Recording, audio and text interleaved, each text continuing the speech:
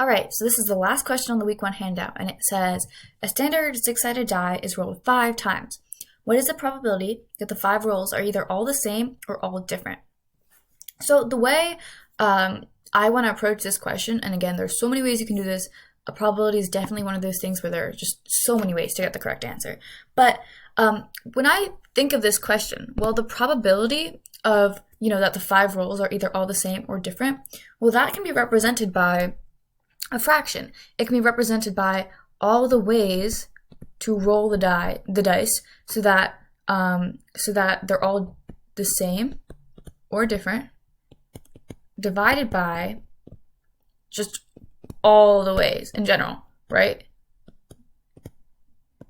Like, for example, the probability of you rolling 1 die and getting a 2 is 1/6, because there's 6 different things you can get, and then there's just one way you can roll a 2. So we're going to approach this similar to that. So what are all the different ways that you can roll this dice 5 times? So let's just say you roll this once. There are 6 different things you can get, right? You roll it again, and now there are 6 things you can get again. So how many different things can you get? How many different combinations of rolls can you get with just those 2 dice? Well, let's say I roll a 1 on the first one. I can get a 1 and a 1, a 1 and a 2, a 1 and a 3, a 1 and a 4, 1 and a 5, or a 1 and a 6. So there are 6 different combinations just with me getting a 1 on the first dice. Now, if I were to get a 2, well, there would be another 6 combinations. And then this will go all the way down to 3, 4, 5, 6. And so there are 6 different things you can get here.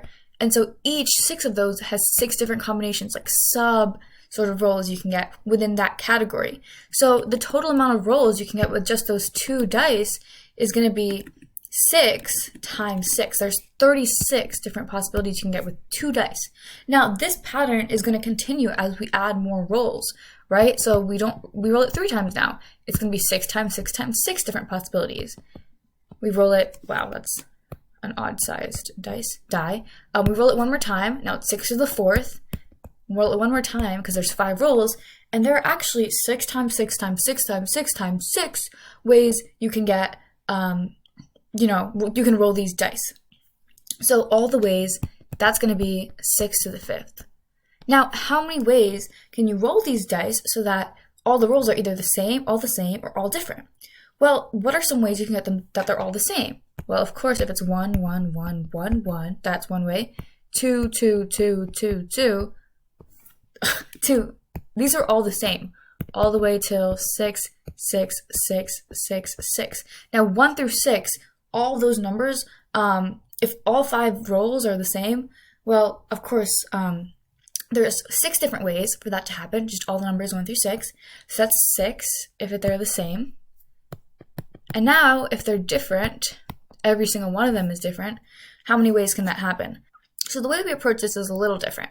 So for the first die, there are 6 different things we can roll, right? Like, there's just 6 options. We haven't rolled anything beforehand. It's a clear slate, so you can have 6 different options. You can either roll a 1, a 2, a 3, anything.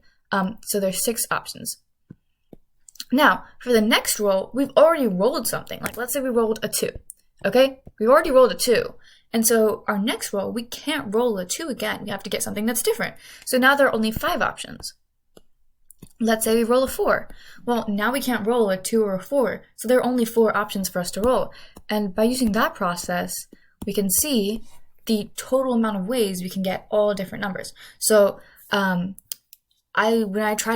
is 6 factorial, but you can just know that 5 times 2 is 10. So 6 times 4 is 24, times 3 is 72, and then times 5 times 2, which is 10, is 720. So there's 720 ways to get it so that they are all different. So our final answer should be 6 plus 720 divided by 6 to the 5th. And since this is a target round question, I'm going to use my trusty calculator. And so just, type that in. 6 plus 720. Oh my goodness. Okay, divided by 6 to the 5th. All right. So that is 0.093, but it says to round to the nearest hundredth of a percent. Oh, of a percent. So the decimal answer is 0.093364. And when we make that a percent, of course, we just, bring that decimal point 2 places over. So it becomes 9.3, and then we round up to get the 100th percent, 4%. And this is our answer.